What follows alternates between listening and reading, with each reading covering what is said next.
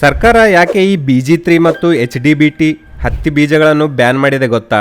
ಒಂದು ವೇಳೆ ನೀವು ಕದ್ದು ಮುಚ್ಚಿ ಈ ಬೀಜಗಳನ್ನು ಹೊಲದಲ್ಲಿ ಬಿತ್ತಿದರೆ ಮುಂದೆ ನಿಮಗೆ ಏನಾಗಬಹುದು ಅನ್ನೋದನ್ನ ಇವಾಗಲೇ ತಿಳ್ಕೊಳ್ಳಿ.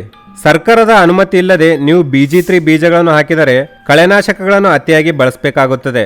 ಇದರಿಂದ ಮಣ್ಣಿನಲ್ಲಿರುವ ರೈತನ ಮಿತ್ರ ಎರೆಹುಳುಗಳು ಸತ್ತು ಹೋಗಿ ನಿಮ್ಮ ಭೂಮಿ ಸೌಳು ಅಥವಾ ಬರಡಾಗಿ ಹೋಗ್ತದೆ. ಅಷ್ಟೇ ಅಲ್ಲ, ಈ ಕೆಮಿಕಲ್ಗಳಿಗೆ ಸಾಯದ ಸೂಪರ್ ಕಳೆಗಳು ಹುಟ್ಟಿಕೊಂಡರೆ ಭವಿಷ್ಯದಲ್ಲಿ ನಿಮ್ಮ ಹೊಲವನ್ನು ಯಾರೂ ಕಾಪಾಡಲು ಸಾಧ್ಯವಿಲ್ಲ.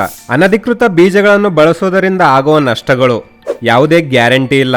ಒಂದು ವೇಳೆ ಬೆಳೆ ಸರಿಯಾಗಿ ಬರದಿದ್ದರೆ ಅಥವಾ ರೋಗ ಬಂದರೆ ಕಂಪನಿಯಾಗಲಿ ಅಥವಾ ಸರ್ಕಾರವಾಗಲಿ ಯಾವುದೇ ಜವಾಬ್ದಾರಿ ತಗೊಳ್ಳಲ್ಲ ಮತ್ತು ಯಾವುದೇ ಪರಿಹಾರ ನೀಡಲ್ಲ.